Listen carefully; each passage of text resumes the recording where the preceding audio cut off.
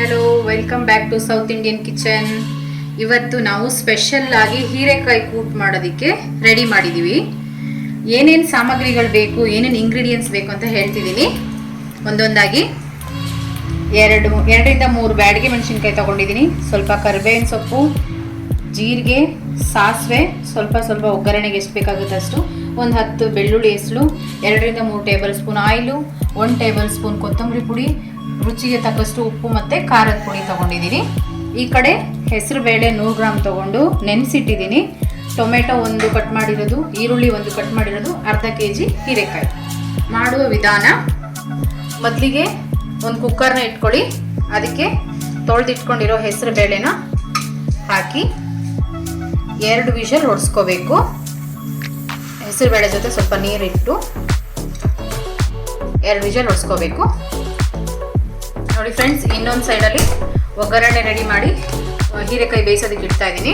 ಮೊದಲಿಗೆ ಪ್ಯಾನ್ ಇಟ್ಬಿಟ್ಟು ಆಯಿಲ್ ಹಾಕೋಬೇಕು. ಪ್ಯಾನ್ ಬಿಸಿ ಆದ ತಕ್ಷಣ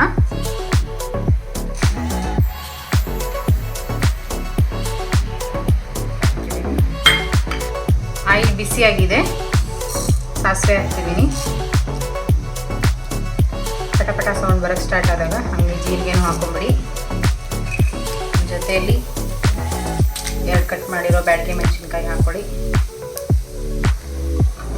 ಕರಿಬೇವಿನ ಸೊಪ್ಪು ಲಾಸ್ಟಲ್ಲಿ ಹಾಕ್ಕೊಳ್ಳಿ, ಯಾಕಂತಂದರೆ ಅದು ಚಟಪಟ ಎಣ್ಣೆ ಎಲ್ಲ ಸಿದ್ದು ಇರೋ ಎಣ್ಣೆ ಎಲ್ಲ ಅದರಲ್ಲಿ ಇರೋದೇ ಖಾಲಿಯಾಗಿರುತ್ತೆ. ನಮ್ಮ ಮೆಜರ್ಮೆಂಟಿಗೆ ತಕ್ಕನಂಗೆ ಎಣ್ಣೆನೇ ಇರಲ್ಲ.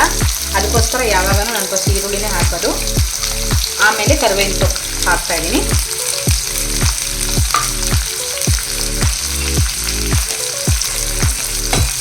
ಚೆನ್ನಾಗಿ ಫ್ರೈ ಮಾಡ್ಕೊಳ್ಳಿ.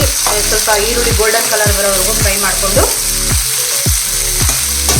ಬೆಳ್ಳುಳ್ಳಿನೂ ಹಾಕ್ಕೊಳ್ಳಿ. ಹಾಗೆ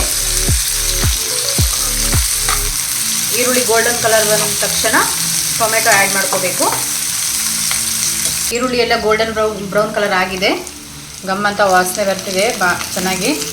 ಇವಾಗ ಟೊಮೆಟೊ ಆ್ಯಡ್ ಮಾಡ್ತಿದ್ದೀನಿ.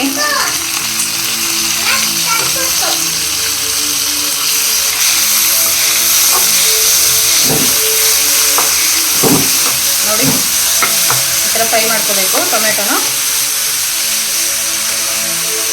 ಇದು ಸ್ವಲ್ಪ ಚೆನ್ನಾಗಿ ಫ್ರೈ ಹಾಕಿ ಸ್ವಲ್ಪ ಸಿಮ್ಮಲ್ಲಿ ಇಡ್ತಾ ಇದ್ದೀನಿ ಸ್ಟವ್ವು.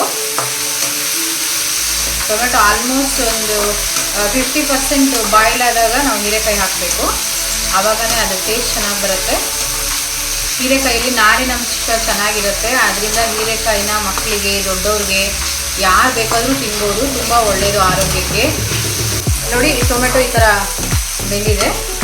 ನೋಡಿ, ಈ ಥರ 50% ಬೆಂದಿದೆ, 50% ಟೊಮೆಟೊ ಈ ಥರ ಬೆಂದಿದೆ. ಇವಾಗ ಹೀರೆಕಾಯಿ ಹಾಕಿ, ಹೀರೆಕಾಯಿ ಜೊತೆಗೆ ನಾನು ಅರಿಶಿನ ಪುಡಿ ತೋರಿಸಿಲ್ಲ, ಅರಿಶಿನ ಪುಡಿ ಸ್ವಲ್ಪ ಹಾಕಬೇಕು. ಅರಿಶಿನ ಪುಡಿ ನಾನು ಇಟ್ಕೊಂಡಿರೋದ್ರಲ್ಲಿ ತೋರಿಸಿಲ್ಲ. ಚಿಟಿಕೆ ಆಗೋಷ್ಟು ಅರಿಶಿನ ಪುಡಿನೂ ಸೇರಿಸ್ಕೊಳ್ಳಿ. ಆಮೇಲೆ ಉಪ್ಪು ಸೇರಿಸ್ಕೊಳ್ಳಿ. ಉಪ್ಪು ಸೇರಿಸ್ಕೊಳ್ಳಿ, ಚೆನ್ನಾಗಿ ಮಿಕ್ಸ್ ಮಾಡಿ. ಇದೇ ನೀರು ಹೊಡ್ಕೊಳ್ಳುತ್ತೆ, ಅಲ್ಲಿ ತನಕ ಬಿಡಬೇಕು. ನೀರೇನು ಎಕ್ಸ್ಟ್ರಾ ಆ್ಯಡ್ ಮಾಡೋಕ್ಕೆ ಹೋಗ್ಬೇಡಿ ಸಡನ್ನಾಗಿ. ಹೀರೆಕಾಯಲ್ಲಿ ನೀರಿನ ಅಂಶ ಚೆನ್ನಾಗಿರುತ್ತೆ, ನೀರು ಬಿಟ್ಕೊಳ್ಳುತ್ತೆ ಅದೇನೆ. ಉಪ್ಪು ಅರಿಶಿನ ಪುಡಿ ಹಾಕಿದ ತಕ್ಷಣವೇ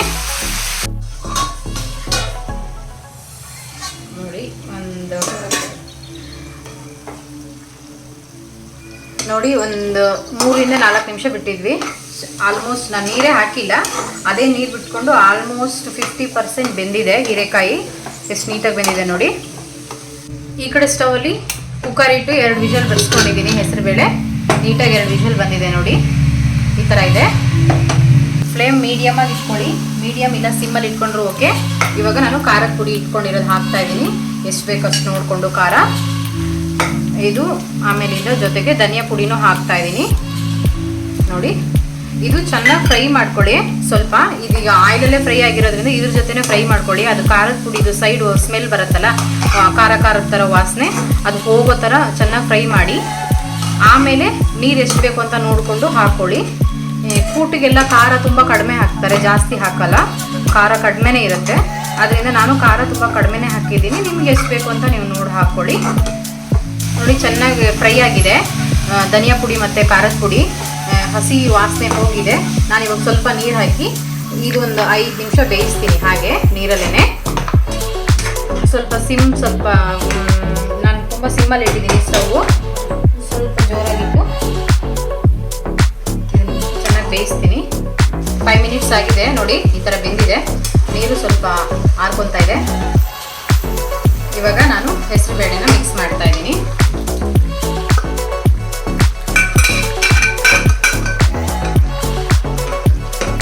ಇದರಲ್ಲಿ ಒಂದು 5 ನಿಮಿಷ ಬೆಂದ್ಕೊಂಡ್ರೆ ಸರಿಯಾಗುತ್ತೆ, ರೆಡಿ ಆಗುತ್ತೆ.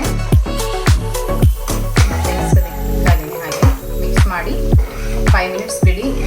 ಉರಿ ತುಂಬ ಕಡಿಮೆ ಇಟ್ಟಿರಿ, ಆವಾಗನೇ ಟೇಸ್ಟ್ ಚೆನ್ನಾಗಿ ಬರುತ್ತೆ.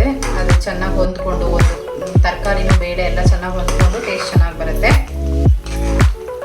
ಇವಾಗ ಮತ್ತೆ ನಾನು 5 ಮಿನಿಟ್ಸ್ ಬಿಡ್ತಾ ಇದ್ದೀನಿ ಫ್ರೆಂಡ್ಸ್. ನೋಡಿ ಫ್ರೆಂಡ್ಸ್, ರೆಡಿ ಆಗಿದೆ. ನಾನು 5 ಮಿನಿಟ್ಸ್ ಬಿಟ್ಟಿದ್ದೀನಿ, ಚೆನ್ನಾಗಿ ಹೊಂದ್ಕೊಂಡಿದೆ ನೋಡಿ. ಹೀರೆಕಾಯಿ ಬೇಳೆ ಎಲ್ಲ ನೀಟಾಗಿ ಹೊಂದ್ಕೊಂಡಿದೆ. ಟೊಮ್ಯಾಟೊ ಅಂತೂ ಫುಲ್ ಬಾಯ್ಲ್ ಆಗಿ ಎಲ್ಲಿದೆ ಅಂತಲೇ ಕಾಣಿಸ್ತಾ ಇಲ್ಲ, ಸುಮ್ಮನೆ ಅಲ್ಲಲ್ಲಿ ರೆಡ್ ಕಲರಾಗಿ ಕಾಣಿಸ್ತಾ ಇದೆ ಅಷ್ಟೇ. ನೋಡಿ, ಕೂಟ್ ರೆಡಿ ಆಗಿದೆ. ಟೇಸ್ಟಿಯಾಗಿರೋ ಕೂಟು, ತುಂಬ ಸ್ಪೆಷಲ್ ಮತ್ತು ತುಂಬ ಸಿಂಪಲ್ಲಾಗಿ ಮಾಡ್ಬೋದು. ಏನು ಮಾಡೋದು ಅಂತ ಯೋಚನೆ ಮಾಡೋ ಟೈಮಲ್ಲಿ ಇದನ್ನು ಮಾಡ್ಬೋದು. ಇದು ಅನ್ನಕ್ಕೂ ಚೆನ್ನಾಗಿರುತ್ತೆ, ಇಡ್ಲಿ, ದೋಸೆ, ಚಪಾತಿ ಎಲ್ಲದಕ್ಕೂ ಚೆನ್ನಾಗಿರುತ್ತೆ. ಟ್ರೈ ಮಾಡಿ. ಪೂರಿ ಕೂಡ ಚೆನ್ನಾಗಿರುತ್ತೆ. ಇದು ನೋಡಿದ್ರಲ್ಲ ಫ್ರೆಂಡ್ಸ್, ಹೀರೆಕಾಯಿ ಕೂಟು ಹೇಗೆ ಮಾಡೋದು ಅಂತ. ನೋಡಿ ಫ್ರೆಂಡ್ಸ್, ರೆಡಿಯಾಗಿದೆ ಸರ್ವ್ ಮಾಡೋದಕ್ಕೆ ಹೀರೆಕಾಯಿ ಕೂಟು. ನೋಡಿ, ನೀವು ಟ್ರೈ ಮಾಡಿ ನಾನು ಮಾಡಿರೋ ರೆಸಿಪಿನ. ಚೆನ್ನಾಗಿದೆಯಾ ಅಂತ ಕಮೆಂಟ್ ಮಾಡಿ, ಹಾಗೆ ಸಬ್ಸ್ಕ್ರೈಬ್ ಮಾಡಿ, ಫಾಲೋ ಮಾಡಿ. ಇನ್ನೂ ಯಾವುದಾದ್ರೂ ಅಡುಗೆದು ಬೇಕಾದರೆ ರೆಸಿಪಿ ನನಗೆ ಕೇಳಿ, ನಾನು ನಿಮಗೆ ಕಮೆಂಟ್ ಬಾಕ್ಸಲ್ಲಿ ತಿಳಿಸಿ, ನಾನು ನಿಮ್ಗೆ ಹೇಳ್ಕೊಡ್ತೀನಿ. ಥ್ಯಾಂಕ್ ಯು ಫ್ರೆಂಡ್ಸ್, ಹೀಗೆ ಸಪೋರ್ಟ್ ಮಾಡ್ತಾಯಿರಿ.